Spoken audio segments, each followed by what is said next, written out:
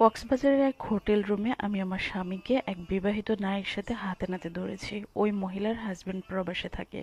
দীর্ঘ কয়েক বছরেই আমার হাজবেন্ডের সাথে তার পরকীয়ার সম্পর্ক। অনেকভাবে তাদেরকে আমি আলাদা করার চেষ্টা করেছি।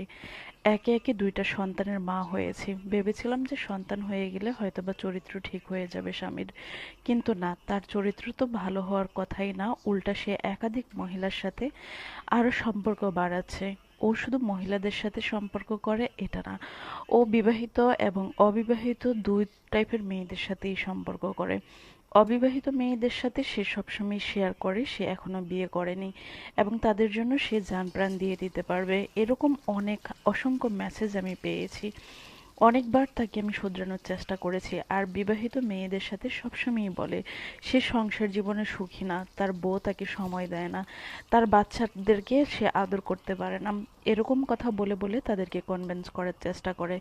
শেষ আমার হাজবেন্ড একটা বিবাহিত মহিলার সাথে এত গুরুতর সম্পর্ক, ওই মহিলারও একটা বাচ্চা আছে। হাজবেন্ড প্রবাসে থাকে, কিন্তু সেই বাচ্চা থাকলে কি হবে, বাচ্চাকে সারা বছরই বাবার বাড়িতে দিয়ে রাখে। মহিলাটা জেলা শহরে বাসা ভাড়া করে থাকে, শ্বশুর বাড়িতেও থাকে না, সবসময় শ্বশুর শাশুড়ির সাথে নাকি ঝামেলা থাকে। আমি এই জিনিসগুলো জানতে পেরেছি আমার হাজবেন্ডের সাথে যে তার সেটিংস হয় সেগুলো থেকেই আমি সেই মেসেজগুলো পড়ে পড়েই বুঝতে পেরেছি। তার সাথে তার শ্বশুর শাশুড়ির সাথে একদমই বনিবনা নেই। নিজের বোনকে নিয়ে সে বাসা ভাড়া করে থাকে।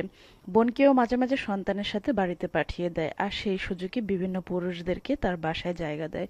সেই পুরুষদের মধ্যে আমার হাজবেন্ডও একজন। আমাদের যখন বিয়ে হয় ওই বিয়ের রাত্রেই আমি দেখলাম আমার হাজবেন্ডকে বিভিন্ন মেয়েরা মেসেজ দিতে থাকে, এবং আমার হাজবেন্ড কয়েকটা মেয়েকে বলেছে তাদেরকে না পেয়ে নাকি সে আমাকে বিয়ে করেছে। সেই মেসেজের রিপ্লাইগুলা আমার বিয়ের রাত্রেই আসা শুরু করেছে। আমি যখন আমার হাজবেন্ডের সাথে আমার সম্পর্কে কথা বলছিলাম, সবেমাত্র আমাদের বিয়ে হয়েছে, আমরা রুমে এসেছিলাম, যখন আমার হাজবেন্ডের মোবাইলে সমানে মেসেজ আসতে শুরু করেছে, ফোন আসতে শুরু করেছে, তখন সে বুঝতে পারেনি, আমার সামনেই মেসেজগুলো চেক করা শুরু করেছে। তখন আমি অনেক কিছুই দেখেছি, কিন্তু না দেখার ভান করে আমি ছিলাম। আমি তখন শুধু একটা প্রশ্নই করেছিলাম, তুমি কি সত্যি সত্যি ইচ্ছার বিরুদ্ধে আমাকে বিয়ে করেছো? অন্য মেয়েকে পাওনি সেজন্য? তখন আমি ভাবতাম হয়তো বা একটা মেয়েকে ভালোবাসে, কিন্তু না। সময়ের সাথে সাথে বুঝতে পারছি আমার স্বামী শুধু একজনকে না, অনেক মেয়ের সাথেই সম্পর্ক।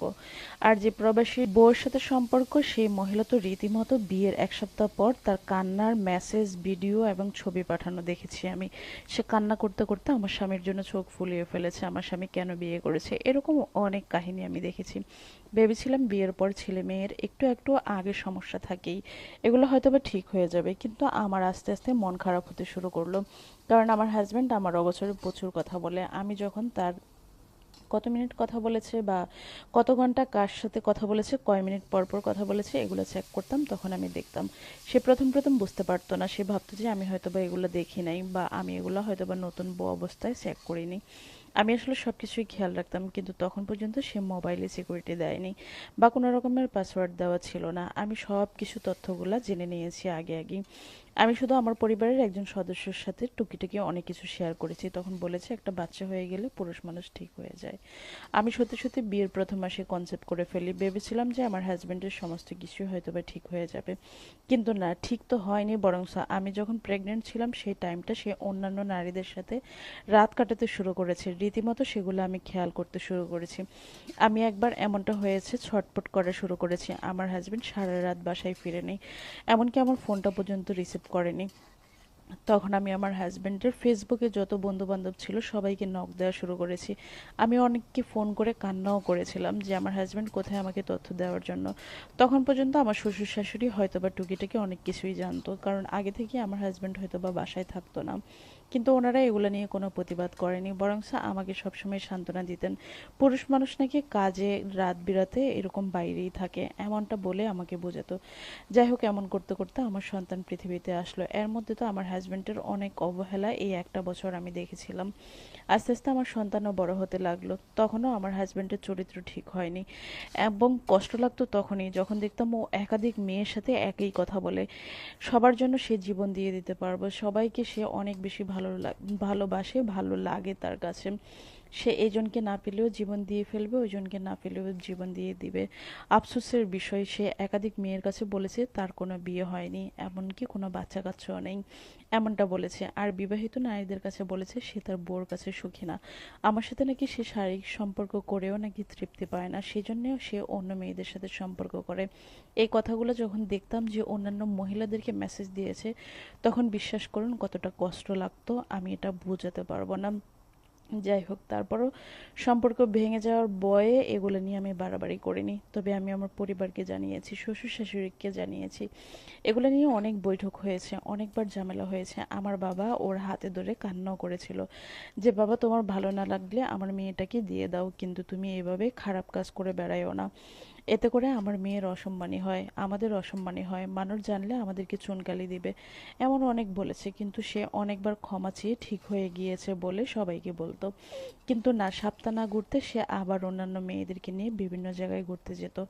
একবার এমনটা হয়েছে, আমার হাজব্যান্ড 2 দিন টানা অফিস থেকে বের হয়ে আমার কাছে আসেনি। সে চলে গিয়েছে সেই জেলা শহরে যে মেয়েটার সাথে তার পরকীয়া সম্পর্ক ঘনিষ্ঠ বেশি, তার কাছে, এবং তার সাথেই ছিল সে। তখন আমার অনেক বেশি কষ্ট লেগেছিল। আমি ফেসবুক থেকে ওই মেয়ের আইডি বের করে ওই মেয়ের হাজব্যান্ডকে খুঁজে বের করেছি, এবং ওনাকে আমি মেসেজ দিয়ে ওই মেয়ের বাসার নাম্বার আমি জোগাড় করেছি। তখন আমার ছোট্ট সন্তানটাকে কোলে নিয়ে আমি তার বাসায় গিয়ে উঠেছি, কিন্তু তারা আমাকে ভিতর থেকে কোনোভাবে দেখে ফেলেছে, তারা দরজা খোলেনি।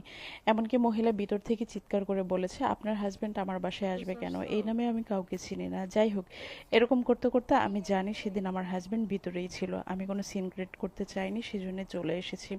এসে আমি আমার শ্বশুর শাশুড়ির কাছে বিচার দিয়েছি। সেদিন আর রাত্রে আমার হাজব্যান্ড ফিরে এসেছে বাড়িতে। আমি তাকে জিজ্ঞেস করেছি, তুমি কেন এসব কাজ করো, কেন ওই মহিলার কাছে যাও? সে অস্বীকার করেছে, সে নাকি জরুরি কাজে অন্য কোথাও গিয়েছে। যাই হোক, ওর মিথ্যাচার আরেকটা বন্ধুকে দিয়ে সাক্ষী করিয়েছিল, সেই বন্ধু নাকি তার সাথে ছিল।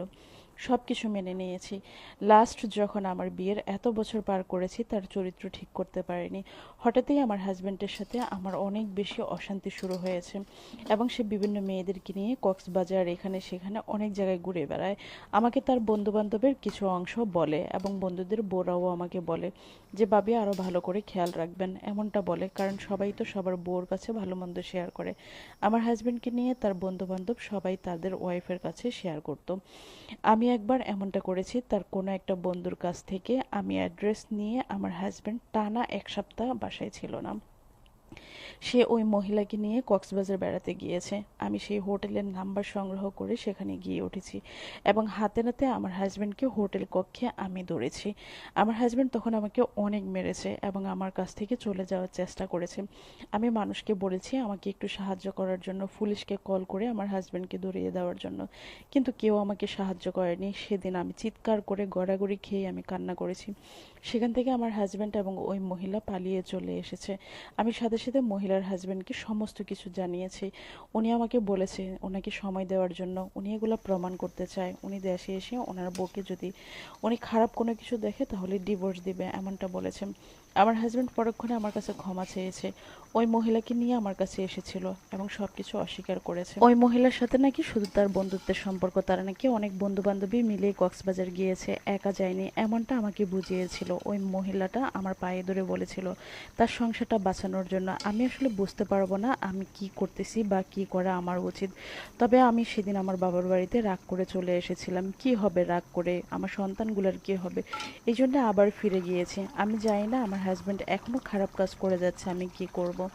কারণ তাকে আমি কখনোই ভালো করতে পারিনি। তার পরিবার যেখানে তাকে ভালো করতে পারেনি, তার বাবা মা তাকে অনেক চেষ্টা করেছে ভালো করার জন্য, কিন্তু মানুষটাই ভালো হয়নি। আমি এখন কি করব বুঝে উঠতে পারছি না। সে ওই মেয়েটার সাথে অনেকদিন কথা বলেনি, তবে এখন আবার আমি যতটুকু জানি খোঁজ নিয়ে জানলাম ওই মেয়ের সাথে এখনো সম্পর্ক আছে। আর